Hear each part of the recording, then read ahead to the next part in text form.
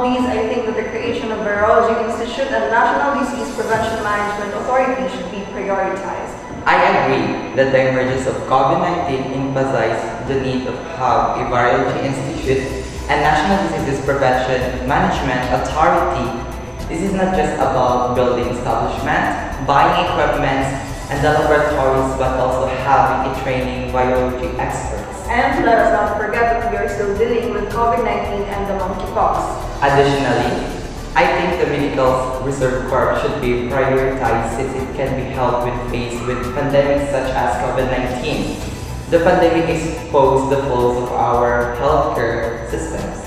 And I would just like to add that the Virology Institute is not only for human viruses, it also includes viruses in plants and animals, which can also be a threat to global health as viruses can replicate in other organisms too. Well, aside from those, I think that the creation of the Department of Water Resources should also be prioritized. Water resource problems such as drought, flooding, water demand due to the increase in populations, and water resource problems should be addressed properly, and with the creation of the Department of Water Resources, hopefully there will be a stronger frameworks to address these issues.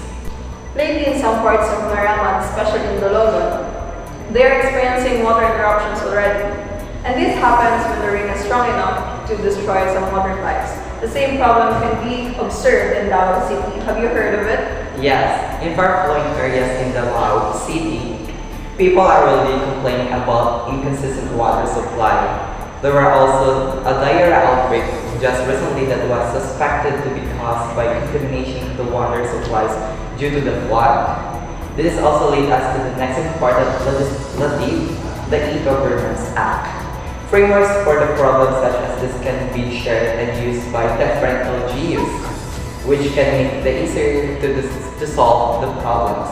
Absolutely. The proposed E-Governance Act of 2022 mandates the government to establish an integrated, interconnected, and interoperable information and resource sharing and communications network spanning the entirety of the national and local government, an international records management information system, an information database, and digital portals for the delivery of public services.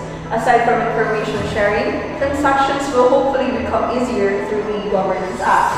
Digitizing governance is actually a good idea. But let us not just forget that there are those who do not have access to internet or even a gadget. There are still people who are technology illiterate.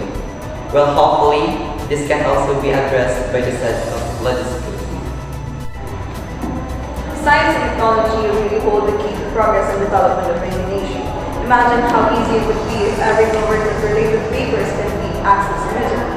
Imagine how pleasant it is to make transactions online without the hassle of calling in line early in the morning only to find out that you wouldn't be entertained for the day because of the cut-off. Technology plays a fundamental role in wealth creations, improving of the quality of life, and real economic growth and transformation in any society. Science and technology serve as a tool to help nation progress. Without the aid of the science and technology, it would not be possible. Without research, science and technology policy and project formulations essential for nation building would not be created. Without science and technology, educational policies and education itself will improve. Speaking of education, correct me if I'm wrong, but there was no legislative mention about the education system, right? The education system should also be looked into. According to studies, most of the graduates do not have the necessary skills needed by the companies. Also, as an effect of the pandemic, children missed education opportunities, which results in learning losses. Let us also be honest. The implementation of the capable system has its drawback. They said that companies and the employers will hire senior high school graduates, but plenty of them do not accept the senior high school graduate.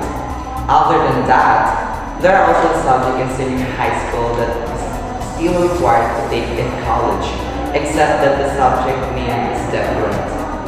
There are also a subject that college professors thought was already taught in senior high. There are a lot of things that can be nitpicked with our education system, but our time is up. This is 5 Minute News. I am Charlie May Corpuz And Luigi and Casil reporting.